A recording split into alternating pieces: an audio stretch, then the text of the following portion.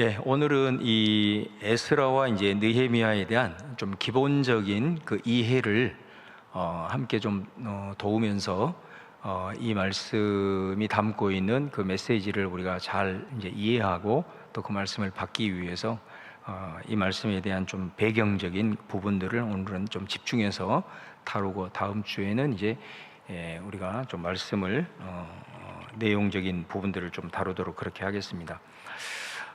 먼저 우리가 이 에스라와 느헤미야를 같이 이제 다룬 그 이유가 무엇이냐라고 했을 때는 제가 이제 늘 얘기를 하지만은 구약 성경 같은 경우는 항상 이제 최초로 이제 기록된 언어가 히브리어입니다. 그래서 히브리어 성경이 원전이라고 그럽니다.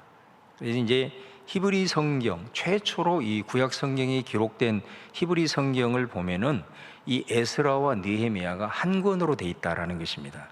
두 권으로 분리된 게 아니고 한 권으로 되어 있다라는 것이고요.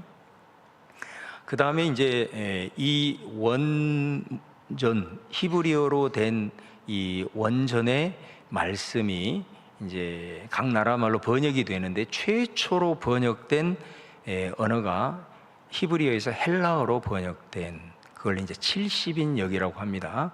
70인역이라 하면 70명의 랍비가 바로 이 구약 성경 히브리어로 된 성경을 헬라어로 번역하는 일에 참여했다. 그래서 70인경 혹은 70인역 이렇게 이제 부릅니다. 근데 여기 70인역을 번역을 하면서 에스라와 느헤미야 그리고 또 하나 제1 에스드라서라는 것을 포함을 시켰어요. 그래서 헬라어로 번역되는 과정에서는 이 한 권의 성경이 세 권이 된 거죠. 에스라와 느헤미야와 그 다음에 제1 에스드라서 이렇게 됩니다.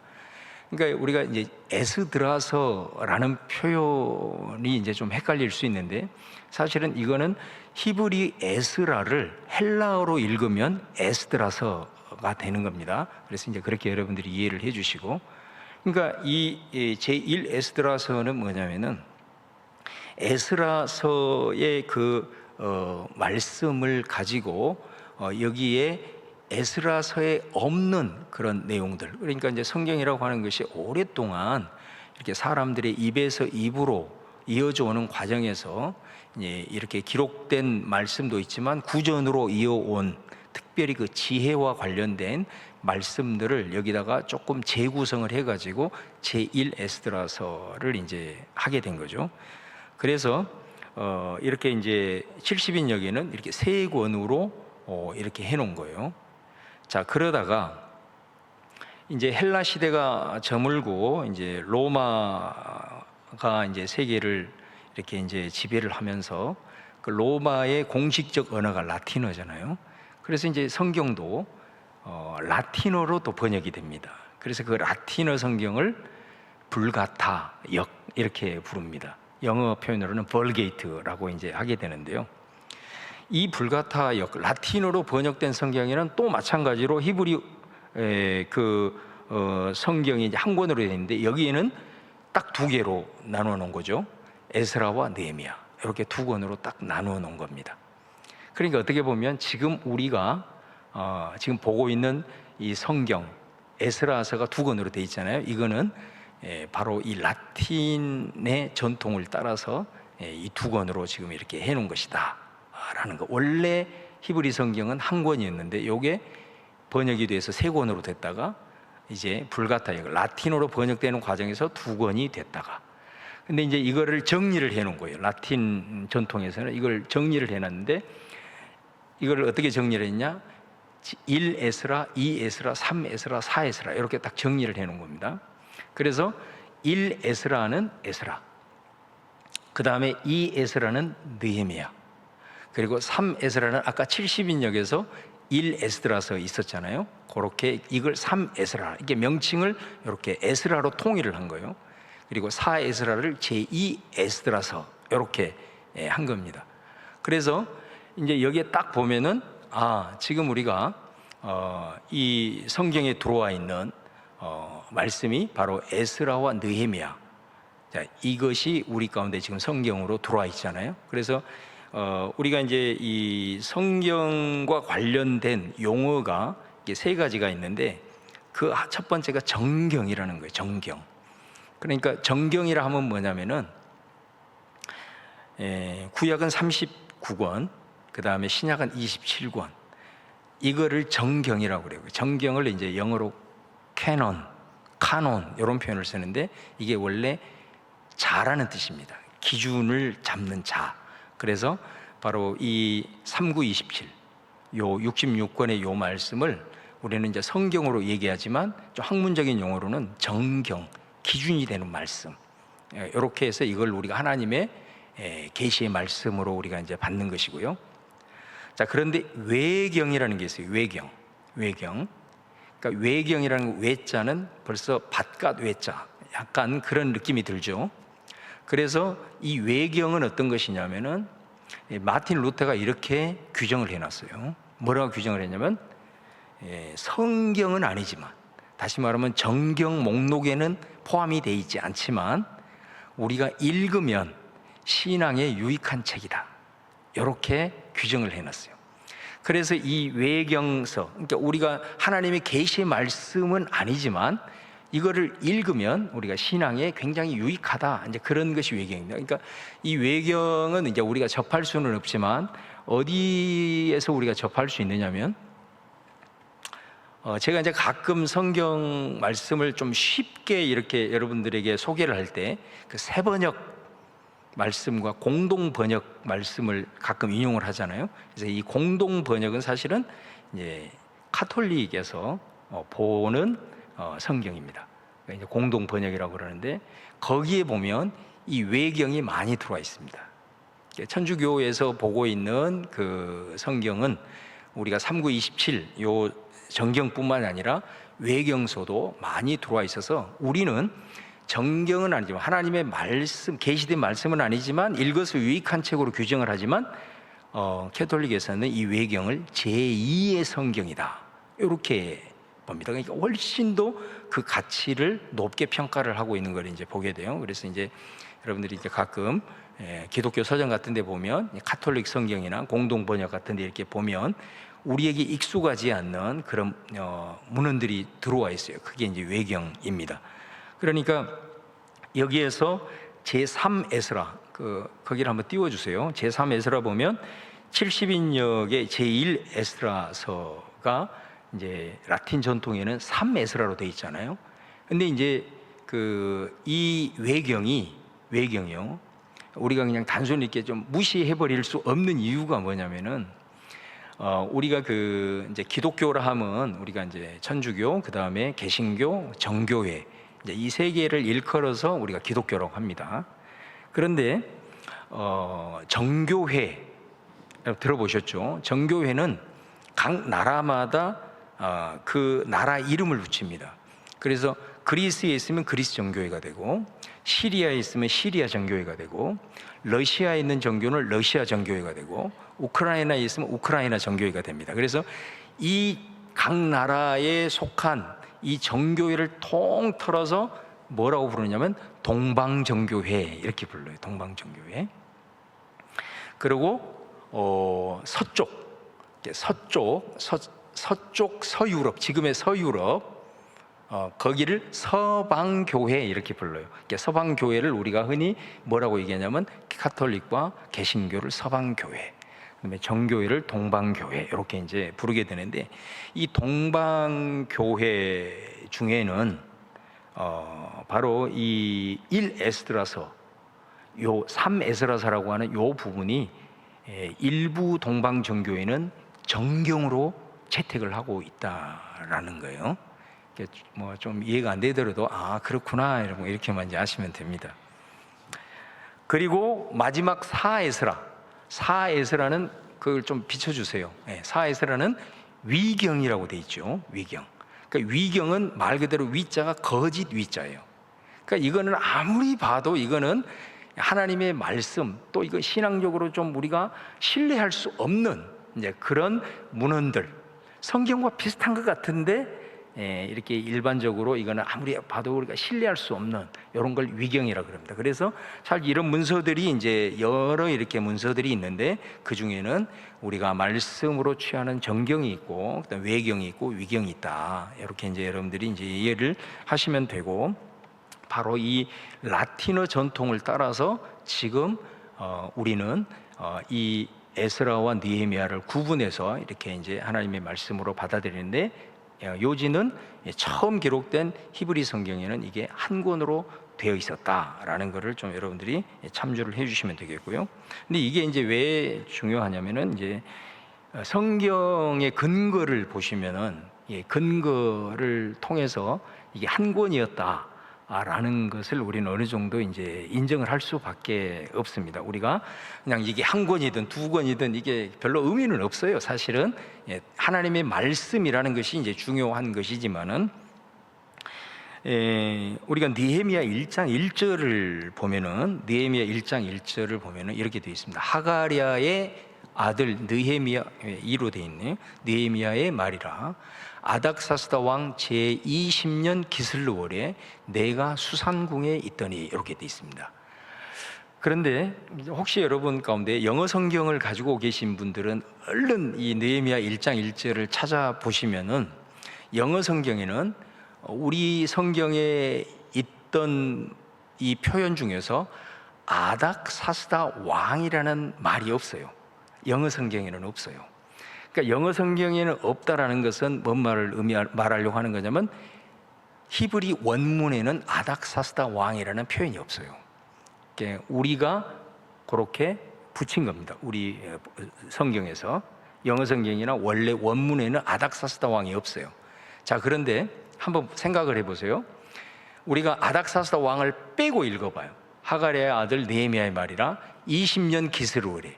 그러면 이 20년이 기준이 뭐냐 이거예요. 어디로부터 이게 20년이 시작이 되는 건지 우리는 알 수가 없게 되는 거예요. 그래서 왜 그러면은 원문에는 이게 빠져 있는가?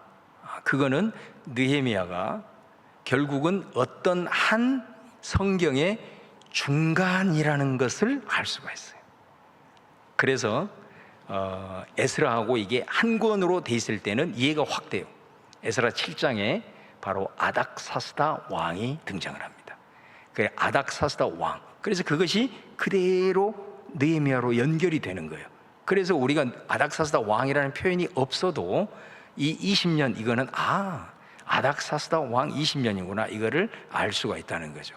그래서 이제 이런 근거를 가지고 이게 이제 이게 한 권이다라고 이제 그렇게 주장을 하는 것이고요. 그 다음에 또 하나가 뭐냐면, 에스라, 제가 이렇게 좀 자세하게 얘기를 하는 것은 그래도 어떤 분들은 이렇게 조금 깊이 들어가고 자세하게 들어가니까 도전을 받은 분들이 있더라고. 성경을 그냥 훅훅훅 안 읽고 성경을 곱씹어서 읽으려고 하는 그런 좀 도전이 있는 것 같아요. 그래서 에스라 4장 한번 성경 한번 찾아보세요. 방금 읽었으니까 그 에스라 4장을 보시면은 성전의 이제 재건이 시작이 되는데 1절에서 5절까지는 성전이 이제 재건이 되다가 방해를 받습니다. 성전 재건에 방해를 받아요. 그래가지고 5절에 보면은 바사왕 고레스 시대부터 바사왕 다리오가 즉위할 때까지 관리들에게 뇌물을 주어 그 계획을 막았으며, 이렇게 돼 있어요. 자, 그렇게 돼 있다가, 자, 이 5절 이후에 어디를 보시냐면 제일 끝절 24절. 자, 24절을 가보시면은 이에 예루살렘에서 하나님의 성전 공사가 바사왕 다리오 2년까지 중단되니라. 그러니까 5절에서 24절로 사실 연결이 딱 돼야 돼요. 그래야 말이 이루어져요. 다리오 왕 때 이 건축이 중단돼야 됩니다 하고 조서가 올라갔고, 그 다음에 다리오 왕 때 멈추어졌다가 언제까지 멈추어졌느냐? 다리오 왕 2년까지 이제 중단이 되었던 것을 이제 볼 수가 있습니다. 그래서 이 부분으로 연결이 되는데, 갑자기 이제 그 6절을 가보시면은, 4장 6절을 가보시면 또 아하수에로가 즉위할 때에 그들이 글을 올려 유다와 예루살렘 주민을 고발하니라. 7절에 보면 아닥사스다 때에 이렇게 나오거든요. 그러면 이 아하수에로나 아닥사스다는 지금 전혀 이게 역사적으로 맞지를 않는 거예요. 그러면 이 6절에서부터 23절까지는 사실 어디에 해당이 되는 거냐면 느헤미야와 연결이 되는 거예요. 그래서 느헤미야 시대와 이 6절에서부터 23절이 느헤미야 시대와 관련된 것이다라는 겁니다.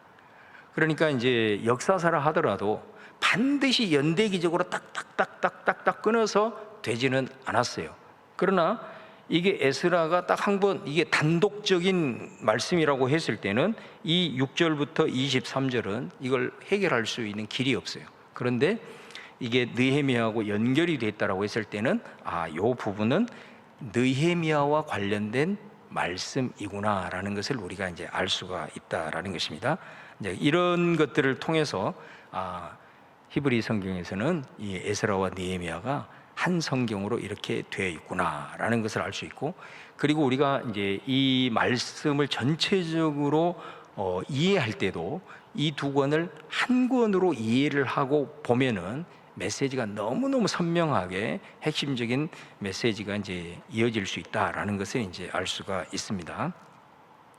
자, 그 다음에 역사적인 한번 배경을 한번 살펴보도록 하겠습니다. 역사적인 배경을 보면은, 자, 먼저 오늘 우리가 읽었던 말씀에 보면은 고레스라는 사람이 등장을 합니다.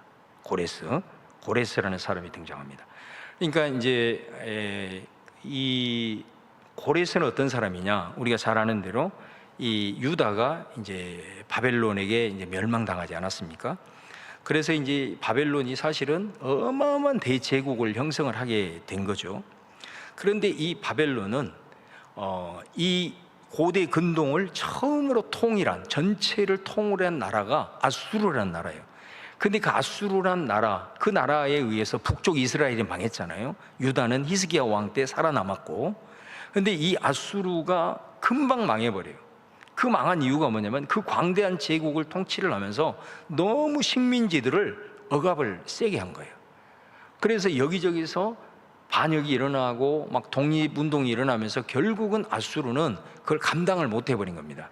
그래서 아수르는 빨리 망해버렸어요. 자, 그런데 이 바벨론이 다시 한번 이 대제국을 형성을 합니다. 형성을 하게 되는데 그 바벨론 제국도 똑같은 전체를 반복을 하는 거예요. 식민지에 대한 강력한 억압 정책을 쓰고 이렇게 포로들에 대해서 무자비한 이렇게 억압을 쓰게 되니까 계속해서 그 대제국 나라에서 막 반역이 일어나고 독립운동이 막 이렇게 일어나게 되는 거죠.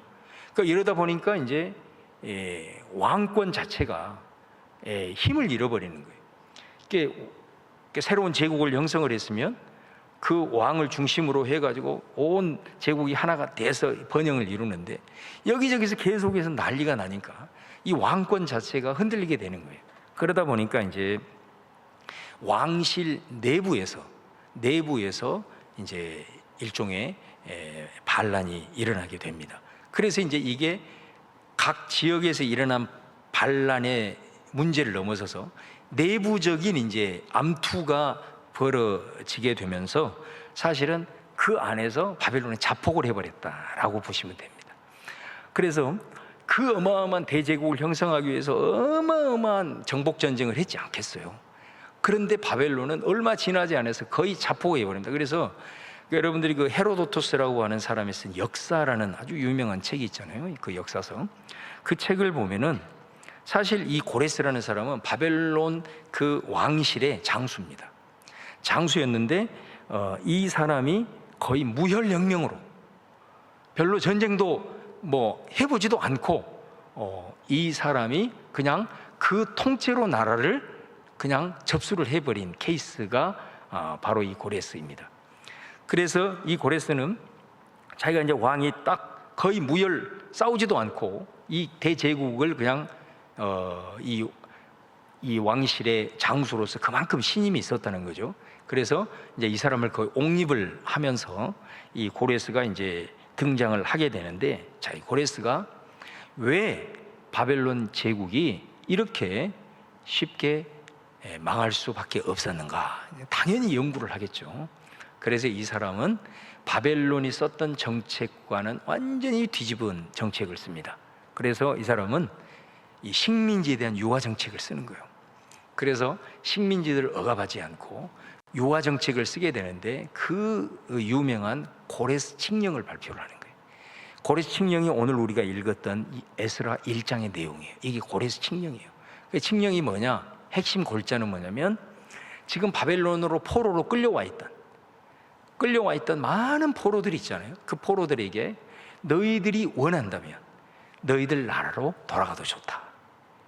그리고 풀어주는 거예요. 가도 좋다. 그렇게 하니까 유다 사람들은 어떻게 하겠어요? 이게 하나님께서 예레미야를 통해서 그렇게 약속을 하셨는데, 세상에 이런 식으로 응답이 되는구나 하면서 기뻐하면서 이들이 이제 귀환을 하게 됩니다. 그게 에스라 내용이에요.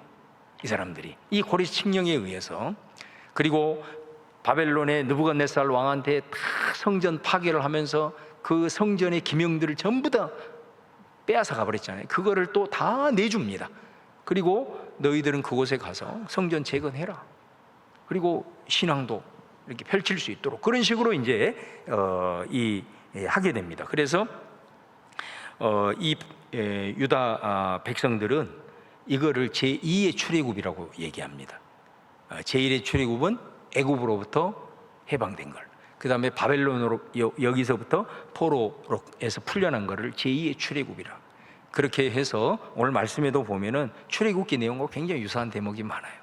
이들이 이제 우리가 여기에서 사실 70년 동안 거기에서 뿌리를 내리고 또 그곳에서 결혼하고 또 어떤 사람은 또 안정되게 살고 있겠잖아요. 그런데 돌아가라고 해서 사실은 다 돌아오냐? 그러지 않아요. 예루살렘으로 돌아오는 사람보다도 돌아오지 않는 사람이 훨씬 더 많습니다. 그런데 돌아오는 그 사람들이 이제 기록에 보면 한 5만 명이 이제 돌아오게 되는데, 이 돌아오기로 작정하고, 그럼 왜 돌아오냐? 이 사람들이 돌아온 이유가 있어요. 지금 예루살렘이나 이스라엘은 완전히 황폐되어 있기 때문에, 그리고 우리는 지금 이곳에서 다 뿌리를 내리고 이제 먹고 살만하고 이렇게 살아갈 수 있는 그런 부분인데 왜 우리가 가야 되냐? 이 사람들한테는 하나의 이유가 있었던 거예요. 그게 뭐냐면 성전을 재건하는 거예요. 무너졌던 이 성전을 우리가 재건해야 된다. 이제 그 일념을 가지고 이 사람들이 이제 결심을 하고 우리가 예루살렘으로 갑시다 하고 마음을 먹고 오늘 결심을 했을 때, 오늘 6절 말씀에 보면 어떤 말씀이 나오냐면, 그 사면에 있는 사람들이 은그릇과 금과 물품들과 짐승과 보물들을 이 유다 사람들한테 주었다, 이런 표현을 하고, 출애굽할 때도 그런 현상이 일어났잖아요. 애굽 사람들이 출애굽을 하는 이스라엘 백성들에게 막 금은 보화를 막 나누어 줬다, 그런 표현이 나오잖아요. 그런 것처럼 그렇게 해서 이제 이 고레스 칙령에 의해서 이제 이 유다 사람들이 이제 돌아오게 되는 겁니다. 자, 그러고 나서 이제 이 사람들이 돌아왔죠. 돌아와서 이제 성전을 이제 이렇게 재건을 해 나가는 과정에 있어서 고레스의 아들이 그 캄비세스라고, 자, 한번 띄워주세요. 그 밑에 부분입니다. 이 캄비세스가 아버지의 대를 이어서 이제 왕이 되는데, 이 사람은 또 자기 부친과는 달라.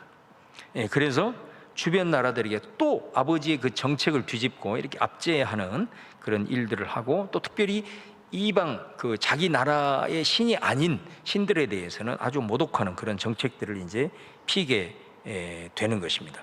그러니 어떻게 했어요? 자연히 오늘 말씀 이제 4장에서 아까 나온 대로 이 캄비세스의 이 시기에 성전 재건이 이제 중단되었다라는 것을 우리는 알 수가 있는 거예요. 바로 오늘 말씀에는 구체적으로 이 왕의 이름이 나오지를 않지만은 이 사람이 쓴 정책 자체가 그랬기 때문에, 더군다나 여러분 성전 재건을 하려고 했을 때 반대했던 사람들, 가장 반대했던 사람들이 누구였냐면 사마리아 사람들이라고요. 사마리아 사람들. 사마리아 사람들은 원래는 한 피잖아요. 왜 그러냐면 야곱의 12지파 중에서 10지파가 원래는 북쪽 이스라엘이었으니까 그 북쪽 이스라엘의 수도가 사마리아였잖아요. 아수르 때 망했지만. 그리고 이 사람들이, 유다 사람들이 돌아와서 성전 재건을 하니까 사마리아 사람들이 우리도 껴주라, 우리도 니네들과 같은 아브라함의 후손 아니냐라고 했을 때, 우리가 이제 4장에 읽어보시면 1절에서 5절을 읽어보시면 너희는 우리와 상관없다, 너희는 성전을 지을 기업을 받을 자가 아니다, 우리 홀로 하겠다, 이렇게 이제 나오는 겁니다. 그랬을 때 그것을 거부당하자 사마리아 사람들이 이제 그때부터 방해를 하기 시작하는 거예요. 완전한 대적자가 돼버리는 거예요.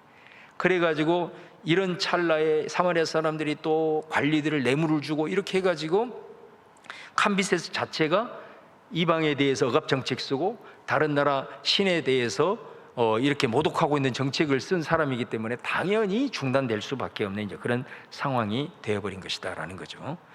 자, 그 다음에 이제 세 번째가 나오는 인물이 다리오 1세입니다. 그러니까 시간이 좀 많이 지난 거죠. 어떻게 보면 시간이 많이 이렇게 이제 지나서 캄비세스가 이제 이렇게 억압 정책을 하니까 반드시 이 억압 정책을 하게 되면 문제가 발생을 하게 되는데, 그거는 뭐냐면 나라가 대제국이다 보니까 여기저기서 또 똑같은 현상이 일어나는 거예요.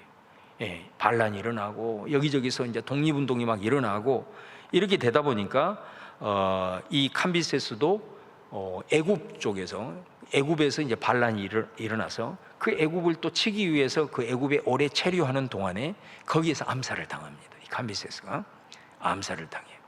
암살을 이제 당하고 이런 혼란의 상황이 되다 보니까 이제 여기저기서 이제 이때가 기회다, 이렇게 혼란의 때에 빨리 우리가 독립을 해야 된다, 이런 이제 막 상황이 막 불릴 듯 일어나게 되죠. 이제 그런 찰나에 유다도 바로 이 혼란된 틈을 타서 우리가 힘을 내서 성전도 빨리 재건하고 그리고 우리가 요 독립을 빨리 이제 이루자, 이렇게 이제 하게 된 겁니다. 아무래도 이제 다리오도 계속해서 이제 캄비세스 이후에 다리오가 이제 정권을 잡았지만은 그 일들을 이제 계속 하면서 돌아다니기 때문에 뭐 어디에 특별히 신경 쓸 수 없는 그런 상황이잖아요. 그러니까 이런 틈을 타가지고 이제 성전 재건의 운동이 다시 이제 일어나게 된 거예요. 성경에 보면은 바로 이 다리오 1세 때 성전 재건을 해야 된다라고 강력하게 소리를 높인 두 선지자가 있었어요. 그 선지자가 누구였냐면 학개와 스가랴입니다. 그래서 우리가 예언서에 보면 학개와 스가랴는 바로 이 에스라, 느헤미야 요 시대와 연결이 되어 있다는 것을 이제 알 수가 있습니다. 그래서 학개 스가랴를 보면은 너희들이 언제까지 성전 재건을 하는데 더 이상 미루겠느냐 하면서 강력하게 메시지를 던지죠. 학개 1, 2장 같은 데를 보면은 이제 이 사람들이 오랜 세월이 이제 지나고 성전 재건이 중단이 된 다음부터 오랜 세월이 지나니까 이 사람들이 이제 거기서 힘을 잃어버린 거죠. 동력이 떨어져 버린 거예요. 그래서 뿔뿔이 다 흩어지는 거예요. 흩어져서 이제 자기 집 짓고 이제 살아가는 거예요. 이제 살다 보니까 더 이상 이제 뭉칠 수 있는 이런 힘도, 동력이 다 떨어져 버린 것이죠. 그래서 이제 이때 바로 스가랴와 이 학개가 일어나 가지고 너희들이 하나님의 전이 이렇게 세워지다가 이 뼈대만 이렇게 골격만 남아 가지고 이런 하나님의 전 이런 상태로 방치되어 있는데 너희들이 좋은 집 이렇게 만들어 놓고 이렇게 사는 것이 과연 하나님이 기뻐하겠냐? 그러면서 학개 같은 경우는 강력한 메시지를 던지잖아요. 하나님의 전을 버려두고 너희들이 이렇게 너희들의 산만을 이렇게 바라봤을 때 너희들이 뿌려도 결실하지 못할 것이고 너희들의 기름 항아리는 다 뚫릴 것이고 뭐 이런 식으로 뿌려도 결실하지 못하고 이제 이런 메시지들을 던지면서 이스라엘 백성들을 다시 모으기 시작하죠. 그래서 이제 이들이 하나님의 전을 건축을 이제 시작을 하게 되는 것을 이제 볼 수가 있습니다. 그러니까 이 과정에서도 참 어려움을 이겨내고 결국은 이제 일어나게 되는데 이제 이런 상황에서 총독들이 가만히 딱 보니까 얘네들이 분명히 조서에 이제 건축을 하지 못하게끔 돼 있는데 건축을 하고 있는 거예요. 그래서 너희들이 왜 건축을 하냐? 그랬을 때 이 사람들이 굴하지 아니하고 계속해서 건축을 시도를 하면서 이 사람들이 나름대로 상소문을 만듭니다. 그 내용을 이렇게 쭉 읽어보면 나와요. 말씀에 이렇게 상소문을 이렇게 올리게 되고, 이것을 제발 다리오 왕에게 전달을 해주세요. 그렇게 해가지고 이제 다리오 왕에게 전달을 하게 되고, 이 다리오가 이제 그 조서를, 그 상소문을 읽어보니 거기에 분명하게 나오는 거예요. 이 상소문 내용을 보니까 고레스 왕, 자기의 선대인 이 고레스 왕이 이 칙령을 발표해 가지고 성전을 건축하라고 허락을 한 이 내용이 나오거든요. 그래서 이거를 다리오 왕이 이제 고대 그 문서를 찾아보는 거죠. 칙령을 찾아보는 거예요. 그래서 거기에서 확인을 하고 드디어 다리오가 허락을 다시 재가를 해준 거예요. 그래, 우리 선대 고레스 왕이 허락한 사안이니 이거를 하도록 해라. 이렇게 해가지고 기적적으로 어려운 과정들을 통해서 이제 성전이 마무리가 되는 것을 우리가 볼 수 있습니다. 그러니 여러분, 성전이 시작을 했다가 그 다음에 성전이 다시 재건이 되어서 다시 이 성전이 완공이 되기까지, 그러니까 고레스 칙령이 발표되고 캄비세스가 등장을 하고 캄비세스가 통치하고 중단돼 있고 다리오 왕 때 한참 중단돼 있다가 결국은 허락해서 마무리가 된 시점이 몇 년 걸린 줄 아세요? 70년 걸렸어요. 70년. 그러니까 여러분 상상을 해보세요. 70년 동안 바벨론 포로 생활했잖아요. 성전이 건축하다가 중단이 되고 다시 재건을 하기까지 70년이 걸렸어요. 우리는 에스라 이 말씀을 보니까 그냥 뚝딱 지어버린 것 같지만 그게 절대 아닙니다. 그러니까 정말로 이 말씀을 통해서 우리가 참 중요한 것은, 우리가 뭔가를 성취하고 이루는 것도 중요하지만 정말 지키는 것이 얼마나 중요한가라는 것을 기억하셔야 돼요. 한 번 무너지면 다시 재건하기는 너무너무 힘든 거예요. 그러니까 우리에게 있어서는 지켜야 될 것은 무너지면 다시 재건하기는 너무너무 어려운 거예요.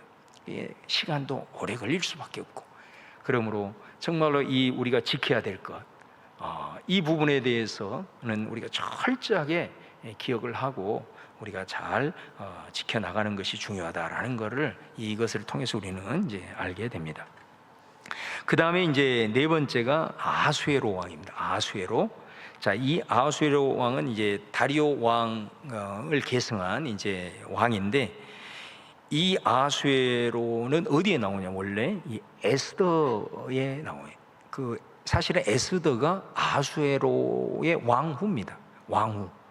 근데 이제 오늘 본문에 한번 딱 나오고요. 이제 에스더서에 나오게 되는데, 그러니까 지금 이 어떻게 보면은 한 무리는 예루살렘에 와서 정착을 하고 성전을 세워가고 또 이렇게 해 나가는 이런 과정이고, 또 에스더 같은 경우는 그 바벨론, 페르시아 그에서 돌아오지 않고 그 현장에서 여전히 살아가고 있는 많은 유대인들이 있었다라는 것을 우리는 또 에스더를 통해서 이제 알게 되는 거죠. 그런데 이 또 그 다리오 왕, 아까 이제 했던 이 다리오 왕이 역사적으로 어떤 인물이냐면, 우리가 그 동양과 서양의 최초로 전쟁이 일어난 전쟁을 페르시아 전쟁이라고 합니다. 페르시아 전쟁. 이게 역사서니까 역사 공부도 좀 한 번씩 하시게요. 예. 동양과 서양이 최초로 붙은 전쟁이 페르시아 전쟁인데, 바로 그 그리스 동맹군과 그 다음에 이 페르시아 간의 전쟁이 붙습니다. 근데 이 전쟁을 일으킨 사람이 누구냐면 바로 다리오 왕이에요.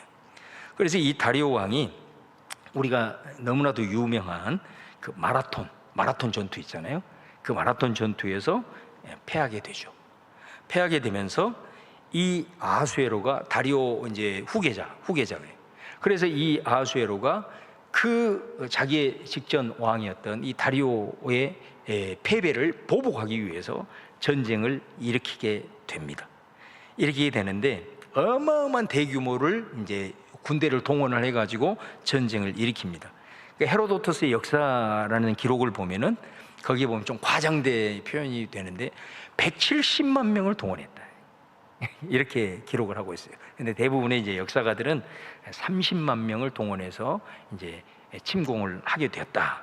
그래서 이제 여러분, 이 사람이 그 전쟁을 일으키게 된 그 배경으로 만들어진 영화가 300이라는 영화예요. 300. 그 300이라는 영화를 보면은, 거기에 보면은 이 페르시아 바사, 이 바사 왕 중에 완전히 그 괴물같이 생기는 그 왕이 있죠. 그 사람이 바로 이 아하수에로 왕이라는 걸 보게 되고, 바로 그 전투에서 이 300명의 그 스파르타의 그 군인들과 이 어마어마한 대군들이 전쟁을 해가지고 사실은 이 아수르의 군대가 거의 많은 희생을 하게 됩니다. 그럼에도 불구하고 숫자가 너무 많았기 때문에 그 전쟁에서 이제 이기게 돼요. 300명의 그 용사들은 다 이제 죽게 되고, 그리스 용사들은. 그렇게 해가지고 이 사람들이 그리스의 심장이었던 아테네까지 이제 진격을 하게 되는데, 우리가 잘 아는 이 살라미스라고 하는 해전에서 거기에서 완전히 대패를 하게 되고, 돌아와서 이제 바로 쿠데타가 일어나서 처형이 되는 이 사람이 이제 아하수에로 왕입니다. 그래서 이 아하수에로가 오늘 본문에 이렇게 등장하는 것은 뭐냐면 성재건, 이제 성재건, 이 성재건은 느헤미야 시대라고 그랬습니다. 그러니까 성전을 재건을 하고 그 다음에 성벽을 바로 이어서 재건을 하려고 했어요. 그런데 또 그것이 이제 중단이 되어지게 되는데, 이 성재건을 중단시키기 위해서 반대자들이 조서를 또 보냅니다. 왕에게. 지금 이 성재건 못하게 하십시오. 이렇게 올렸을 때, 그때 이제 왕이 이 아하수에로 왕입니다. 그래서 이 아하수에로가 이제 조서를 이제 받게 되고요. 그리고 이제 이어서 나온 사람이 아닥사스다. 이제 오늘 마지막 부분인데, 아닥사스다 왕이 이제 마지막 하게 되는데, 실제로 이 아닥사스다 왕이 성재건을 중단시킨 왕입니다. 이 사람이 성재건을 중단을 시키게 되는데, 자, 이 성재건을 중단시킨 아닥사스다, 요게 이제 느헤미야의 배경이 되는 거예요. 느헤미야의 배경이 되는 겁니다. 그런데 참 이게 놀라운 기적이 뭐냐면은, 이 아닥사스다 왕이 그 선대로부터 받은 그 조서에 의해서 실제로 이제 중단시킨 왕이 아닥사스다 왕인데, 이 사람의 다스리고 있을 때 그 왕궁에서 왕의 술 맡은 관원장이 누구였느냐? 바로 느헤미야였다는 거죠. 그래서 이 느헤미야의 간청으로 결국은 자기가 이 성재건을 중단시켜 놓고 느헤미야의 간청을 통해서 아닥사스다가 성재건을 또 허락을 해줍니다. 그러면서 느헤미야를 총독으로 파병까지 하게 되는, 그래서 성재건을 허락함으로 말미암아 느헤미야가 왕의 술 맡은 간원장으로 있다가 왕궁을 떠나서 유대로 가가지고 결국은 예루살렘 성을 재건하는 그런 일들을 이루는 그런 역사를 이제 이루어내는 것을 보게 됩니다. 그래서 이제 우리가 이 에스라와 느헤미야를 일반 역사의 왕을 중심으로 해서 제가 방금 이제 좀 재구성을 이렇게 이제 해보았습니다. 자, 이걸 통해서 우리가 이런 흐름들을 우리가 알 수가 있고요. 자, 이제 오늘 다음에 이제 구체적으로 살펴볼 마지막 좀 구조 부분, 좀 핵심적인 것만 한번 살펴보겠습니다. 우리가 에스라와 그 느헤미야를 이해할 때는 딱 세 가지를 이해하시면 됩니다. 세 가지. 자, 이 에스라 느헤미야는 첫 번째는 이 시대에 포로로 끌려갔던 사람들이 다시 예루살렘으로 돌아오는 귀환의 역사를 보여주고 있어요. 근데 그 첫 번째 귀환, 이게 이제 에스라의 배경. 그래서 수르바벨을 통해서 1차 귀환을 하게 됩니다. 수르바벨이 이제 총독이 되어서 1차 귀환을 하게 되는데, 이 1차 귀환을 해서 이 사람들이 했던 일이 뭐냐? 이 사람들이 아까도 말씀드린 대로 그냥 그 이미 뿌리를 내리고 이제 살아갈 수 있고, 이미 거기에는 여러분 잘 아시는 대로 회당들이 많이 만들어졌어요. 바벨론에도 회당들이 만들어졌고, 여러분 우리가 잘 아는 탈무드 있잖아요. 탈무드도 바벨론 거기에서 탈무드가 다 나온 거예요. 그러니까 그 정도로 이제 어느 정도 신앙 공동체를 형성을 하고 있는데 굳이 안 와도 되거든요. 그럼에도 불구하고 이 사람들이 5만 명이 일어나 가지고 우리 예루살렘으로 가야 된다. 왜 왔겠어요? 이 사람들한테는 돌아와야 될 이유와 사명이 있었던 거예요. 그 사명은 뭐죠? 아까 말씀드린 대로 성전을 다시 세워야 된다. 이것만이 다시 이 민족이 일어날 수 있는 희망이다. 우리가 역대기 제가 하면서 이거 강조했지 않습니까? 그래서 이 사람들이 1차 귀환을 하게 되면서 이 사람들이 한 일이 뭐냐? 성전 재건이에요. 이게 에스라에 있어서 아주 중요한 하나의 흐름입니다. 그래서 1차 스룹바벨을 중심으로 해서 돌아온 사람들이 왜 돌아왔냐? 그들의 중심적 사명은 바로 성전을 재건하는 것이다. 성전을 통해서 하나님을 예배하는 민족으로서의 정체성을 확고하게 해야 된다. 이게 이제 에스라의 중요한 그런 부분이고요.